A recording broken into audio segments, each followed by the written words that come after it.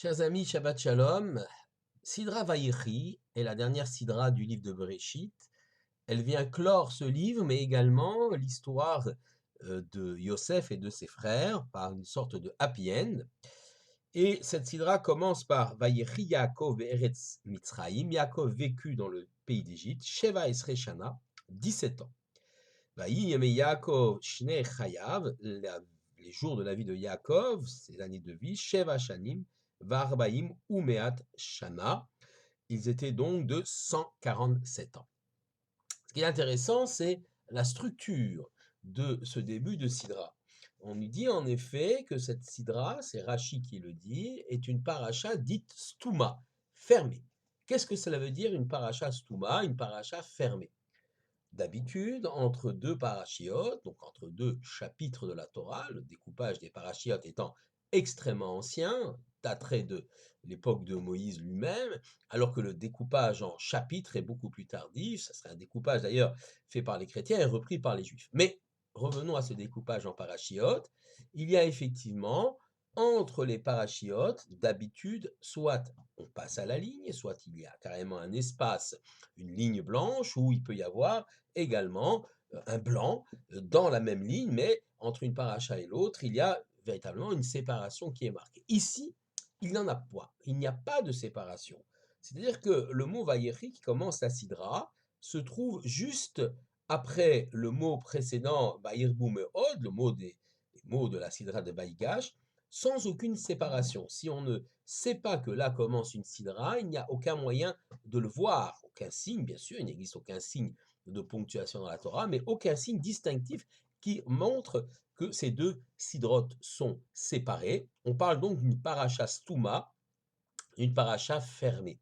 Alors, ce qui est intéressant, effectivement, paracha stouma, paracha fermée, certains pourraient dire, finalement, peut-être que ces deux sidrotes appartiennent à une paracha, une seule et unique paracha qui a été divisée en deux. Cela, on ne peut pas le dire puisque le découpage des parachiotes est très ancien et qu'à la tradition montre que Vayechi est une paracha à part et qu'elle est lue à un Shabbat particulier. Jamais Vaïgash et Vayechi ne sont lus ensemble. Donc, il faudrait comprendre pourquoi il y a cette anomalie de séparation dans le texte. On parle donc de paracha fermé, de paracha stour. Rashi nous apporte un élément de réponse. Le fit chez Kevan, chez Nifta Yaakov Avinu, puisque Yaakov Avinu est décédé, Nistamu et Neyem velibam chez Israël, mitzarat ashibud. Les cœurs et les yeux d'Israël se sont fermés à cause de la souffrance de l'exil. Chez Trilou les Shabedan, car ils ont commencé à les asservir, les Égyptiens, à ce moment-là, on les commençait à les asservir. Davaracher, deuxième explication de Rashi. Chez Bikesh les Galot et Taketz, Jacob a voulu dévoiler l'avenir, Levanav à ses enfants, Venistam Mimeno, et cet avenir s'est dérobé, s'est fermé à ses yeux. Essayons de comprendre le sens, le message que véhicule ici Rashi.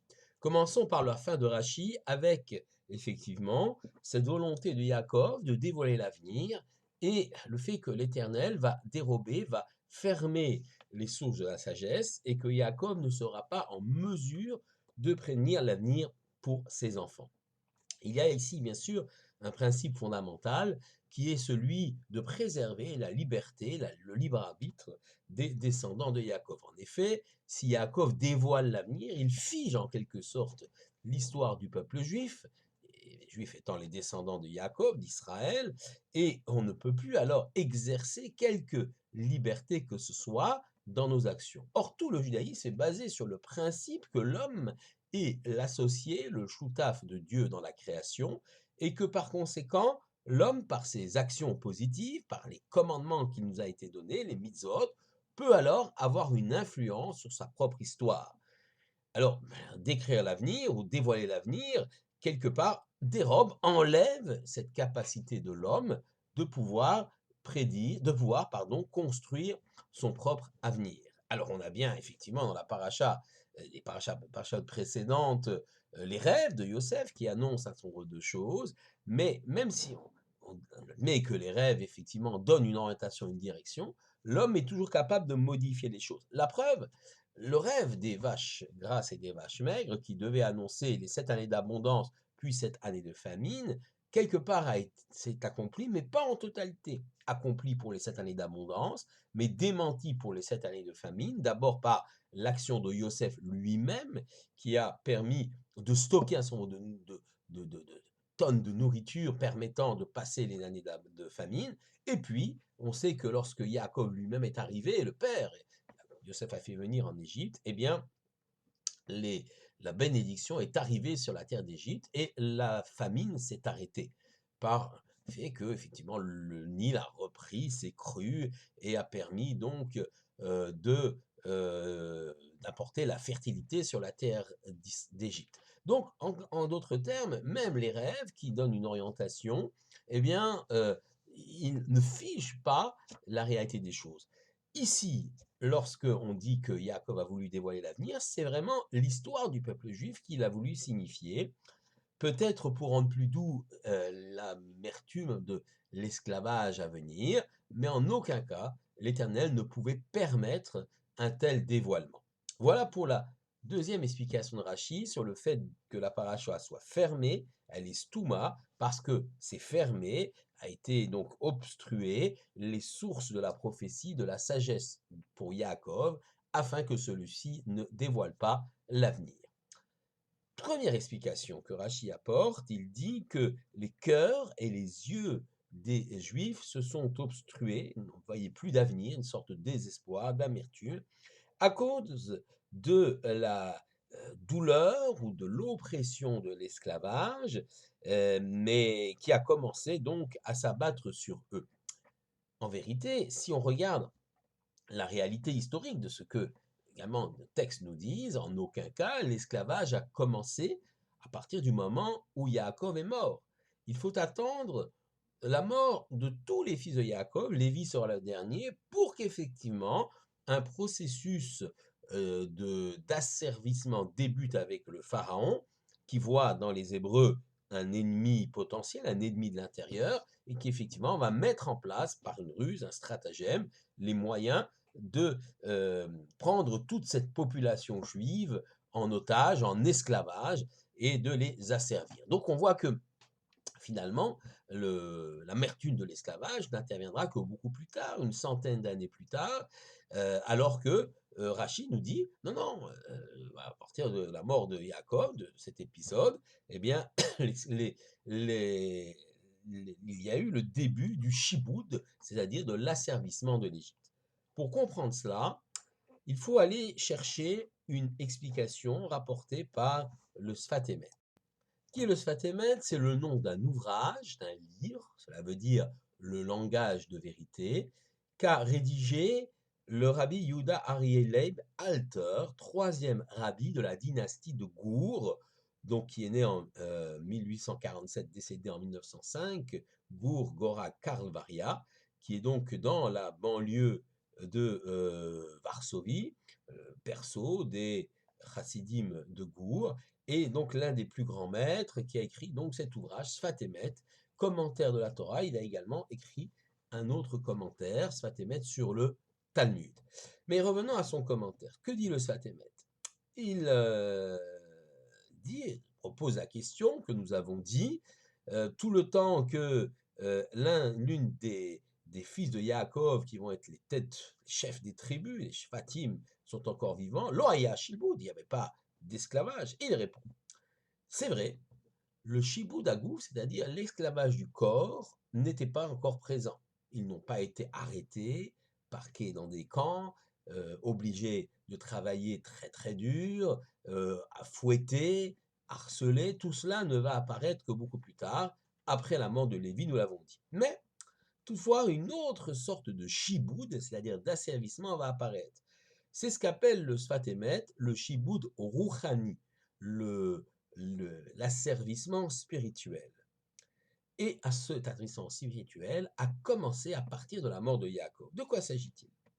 Eh bien, la vérité, le Emet, l'authenticité, ce que portait Yaakov, c'est-à-dire une vision claire, perspicace, réelle du monde qui nous entoure, eh bien, tout cela s'est éteint avec Yaakov. De quoi s'agit-il?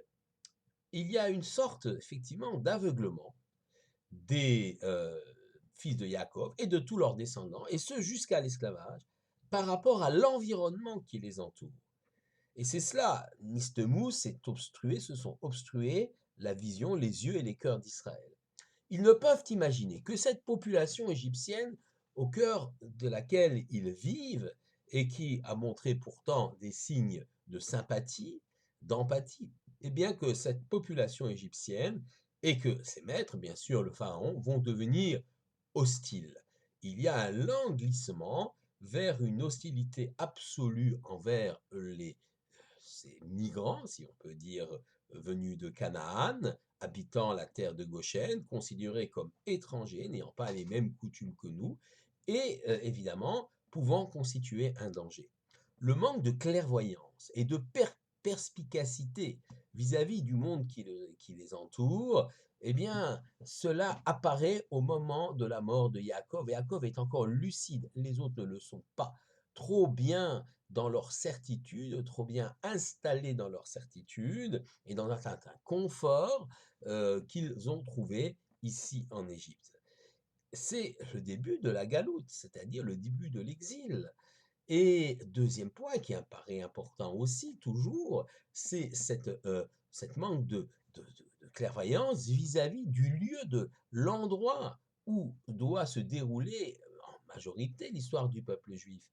Lorsqu'on se sent bien en exil, lorsqu'on oublie que finalement le lieu essentiel pour le peuple d'Israël est la terre d'Israël, alors commence une sorte de chiboud, d'asservissement spirituel qui fait que le confort dans lequel on est, qui bien vite va se transformer en quelque chose de plus dur, d'esclavage, nous empêche effectivement de voir la réalité, nous empêche de voir les dangers sur le terrain et surtout nous fait oublier la réalité, le pourquoi de la conception, de la réalité du peuple d'Israël. Pourquoi nous existons en tant que peuple? Si c'est pour être ancré dans une galoute et avoir certains conforts, évidemment, le peuple juif ne réalise pas sa vocation. Et c'est de cela qu'on parle lorsqu'on dit que ce sont ossués les cœurs et les yeux d'Israël. D'une part, l'incapacité à percevoir l'hostilité montante qui petit à petit se développe. Non, non, jamais, on est très bien ici, jamais on nous fera cela. Même si c'est vrai que cette dynastie égyptienne va disparaître pour laisser place à une dynastie égyptienne beaucoup plus dure vis-à-vis d'Israël, c'est ça la réalité de l'histoire, mais le peuple, les Hébreux ne perçoivent pas cela. Et puis deuxième point, ils pensent qu'en Galoute, qu'en Égypte, ils sont chez eux à la maison. Et là aussi, c'est un manque de clairvoyance, de perspicacité par rapport à ce que doit être l'identité d'Israël et le destin du peuple juif. Et effectivement, si la sidra de Vaïri se termine dans la joie et que les patriarches finalement réalisent son vœu de réunir toute sa famille unie et dans cette magnifique province de Goshen qui leur est attribuée par Pharaon, très vite après la sidra de Vaïri, lorsque le livre de Bereshit se termine, commence celui de Shemot où évidemment la main de fer qui écrase les Juifs du Pharaon et prototype, si on peut dire, de l'antisémite de l'époque, eh bien, s'abat sur le peuple juif. Les peuples juifs n'ont pas été, les Hébreux n'ont pas été assez perspicaces. Et c'est pourquoi on nous l'annonce déjà avant même que la sidra ne commence, par le fait, par cette anomalie, que cette sidra est fermée, dite Stouma. Espérons que effectivement la leçon de l'histoire sera retenue et que nous, qui sommes ici en Galoute, eh bien, nous aurons aussi la capacité d'ouvrir les yeux et de voir la réalité en face. Shabbat shalom à tous.